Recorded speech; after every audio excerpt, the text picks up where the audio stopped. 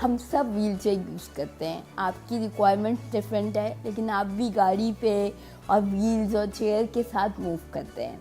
आपकी wheel chair के लिए, आपकी गाड़ी के लिए रोड्स बनी हुई हैं, लेकिन मेरी व्हील चेयर के लिए स्पेस नहीं है। उसकी वजह से मुझे सब लोग कहते हैं कि आप डिसेबल्ड हैं।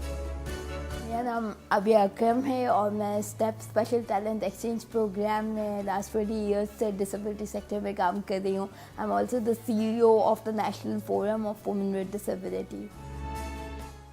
डिसेबिलिटी को हमारे यहाँ हमेशा से बहुत ज़्यादा एक्सट्रीम्स के पर्सपेक्टिव में देखा जाता है कि या तो ये गुनाहों की सज़ाएं, आजमाइश है, तो इन लोगों को हम सोसाइटी में इंक्लूड नहीं कर सकते, या फिर हम इस पर्सपेक्टिव में देखते हैं कि पर्सन्स विद डिसेबिलिटीज अल्लाह लोग हैं, इनसे दुआ के लिए कहो।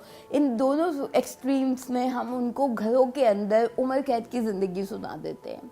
मैं अपनी जब बात करती हूँ तो डिसेबिलिटी मेरे ख़्याल में एक डिफरेंट लाइफस्टाइल है और हमने इसके साथ अपनी लाइफ गुजारनी है ताकि हम दूसरे लोगों को एक्सेप्ट भी कर सकें डिसेबिलिटी को, और उसके साथ साथ बाकी लोगों की राइट्स की भी बात कर सकें। मेरी ज़िंदगी में हर रोज़ एक चैलेंज होता है कि आपको एक्सेसिबिलिटी इंफ्रास्ट्रक्चर एक्सेसिबल नहीं है। मैं अगर व्हीलचेयर के साथ बाहर जाऊंगी तो मुझे 4-5 लोगों को उठा के ऊपर लेकर जाना पड़ता है। हम स्टेयर्स तो बना देते हैं लेकिन रैंप नहीं बनाते और हम कहते हैं ये बेचारे डिसेबल्ड पर्सन। सेकेंड जो हमारा बैरियर है वो कम्युनिकेशन का है कि डेफ लोगों के लिए या ब्लाइंड लोगों के लिए हॉस्पिटल्स में साइन लैंग्वेज इंटरप्रेटर नहीं है, ब्रेल में मटेरियल अवेलेबल नहीं है। अगर कोई डेफ खातून घर से बाहर निकलती है तो वो अपनी बात कम्युनिकेट नहीं कर पाती है।